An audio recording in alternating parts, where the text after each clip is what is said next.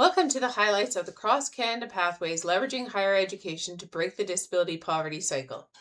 My name is Jeannie, and I'm a person with lived experience in the intersection of disability and poverty. Now, using my education in gerontology, disabilities, and accessibility, I advocate for education as a pathway to break poverty cycles and empower our community to pursue meaningful opportunities. Education is a powerful tool for people living with disabilities to transform passion and lived experience into opportunities. By leveraging your unique strengths and interests, education can open doors to meaningful work, new pathways, and a future beyond disability poverty. Here are some of the highlights from the cross-country education funding options. Federal highlights include students with disabilities qualify for full-time status at a 40% course load. The federal severe permanent disability benefit can eliminate loan debt if continued study or employment isn't possible due to a worsening disability.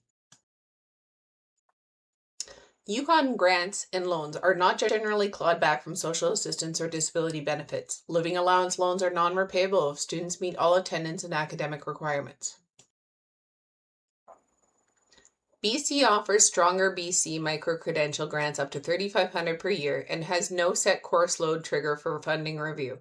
However, the student aid loan portions from all funding may be clawed back by PWD. CPPD is not considered income for Northwest Territories student aid, and there is no set course load trigger for review.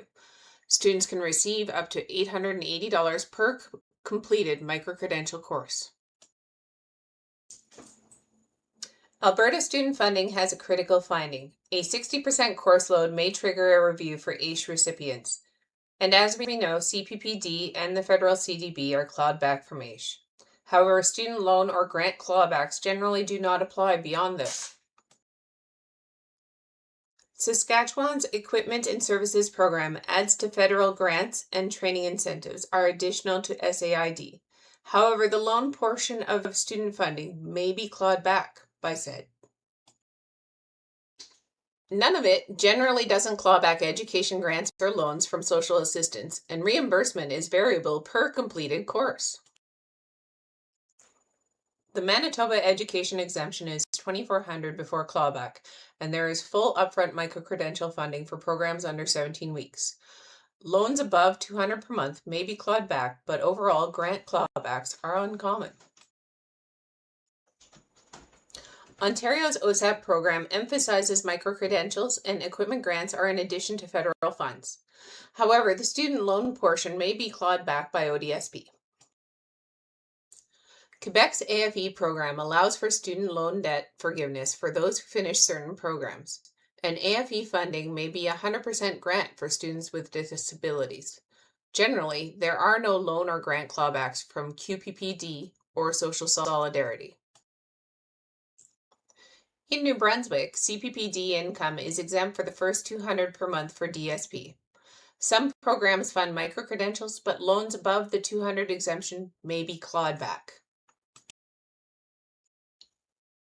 PEI's debt reduction grant helps repay provincial or federal student loan debt after graduation. Many college programs are subsidized, but loan portions provided by the province may be clawed back by accessibility. Nova Scotia's upfront grant equals 40% of any provincial student loan, and micro-credential programs at colleges are subsidized or free. DSP funds may be considered as resources in aid calculations. Newfoundland and Labrador offer an ECE needs-based incentive grant for new or continuing ECE diploma students, and the Memorial University Tuition Relief Grant refunds up to $420 per course. Generally, there are no student loan or grant clawbacks from income support. For complete details on funding programs and contact info for each province and territory, use the Cross-Canada Pathways interactive resource, which includes program rates, guidance, and direct links to respective student aid websites by clicking this link. To receive a notification and a copy of the finalized research paper, email research paper to education-to-end-disability-poverty@gmail.com. Thank you for watching, and thank you to Disability Without Poverty for including this presentation in your conference. Your commitment to advancing disability justice and breaking poverty cycles makes this work possible and meaningful.